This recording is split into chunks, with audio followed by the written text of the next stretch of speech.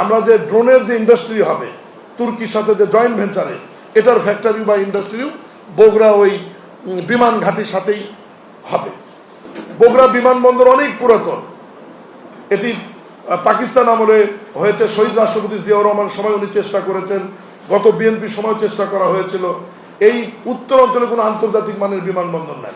এখন বগুড়া বিমানবন্দরকে আন্তর্জাতিক মানের বিমানবন্দরে রূপান্তরিত করা হচ্ছে এবং ওই বিমানবন্দরের মধ্যেই উত্তর অঞ্চলের প্রথম বিমান বাহিনীর বিমান ঘাঁটি ইতিমধ্যে অনুমোদিত হয়েছে এবং বাংলাদেশ বিমান বাহিনীর বহরে নতুন যে যুদ্ধ বিমানগুলি আসবে সেটি ওই বগুড়ার এয়ারপোর্টের সাথেই বিমান ঘাঁটির বহরে সংযুক্ত হবে।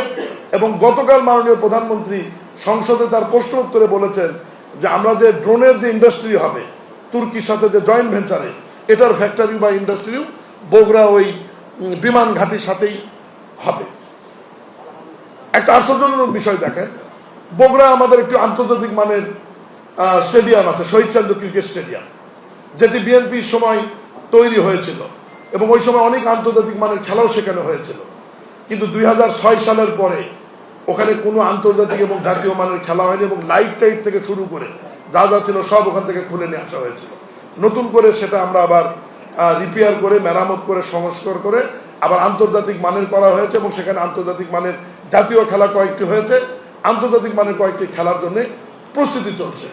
উত্তরাঞ্চল মানুষের দীর্ঘদিনের একটি দাবি ছিল যে সিরাজগঞ্জ থেকে বগুড়া পর্যন্ত রেলপথটি সংযোগ, এই সংযোগটি না থাকবার কারণে বগুড়া সহ উত্তর অঞ্চলের মানুষকে এই ঈশ্বরদী হয়ে সান্তার হয়ে আমাদের উত্তর অঞ্চলে যেতে হয়। সিরাজগঞ্জ থেকে বগুড়া পর্যন্ত মাত্র 72 কিলোমিটার রেলপথটি সংযোগের কার্যক্রম শুরু হয়েছে, অলরেডি ডিপিপি পাস হয়েছে, জমি অধিগ্রহণ শেষ। এটা হবার কারণে আমাদের 122 কিলোমিটার রাস্তা উত্তর অঞ্চলের রেলপথের জন্য আমাদের সাশ্রয় হবে, 122 কোটি রাস্তার প্রয়োজন হবে না। বগুড়ার মতো একটা গুরুত্বপূর্ণ জায়গা, যে জেলার উপর দিয়ে 11টি জেলার মানুষ চলাফেরা করে, 11টি জেলার পণ্যবাহী ট্রাক, যাত্রীবাহী গাড়ি এবং সাধারণ মানুষ বগুড়া শহরের উপর দিয়ে যাওয়া আসা করে, অথচ বগুড়ার মতো জায়গায় কোনো ফুটবল স্টেডিয়াম নাই, এখনো নাই।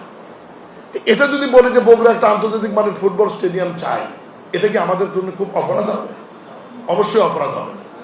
অনেক গুরুত্বপূর্ণ শহর সিটি কর্পোরেশন আছে, বগুড়া আমরা সিটি কর্পোরেশন করেছি। বগুড়া যদি মেট্রোপলিটন পুলিশ হয়, বগুড়া যদি উন্নয়ন কর্তৃপক্ষ হয়, এটা বগুড়াবাসীর জন্য তো খুব একটা অপরাধ হবে না। কারণ বগুড়াবাসী যতবার সুযোগ পেয়েছে ততবার ধানের শীষে ভোট দিয়ে তারা বারবার নির্বাচিত করেছে। এটা বগুড়াবাসীর এই সমস্ত প্রাণের দাবি, বগুড়ার উন্নয়ন।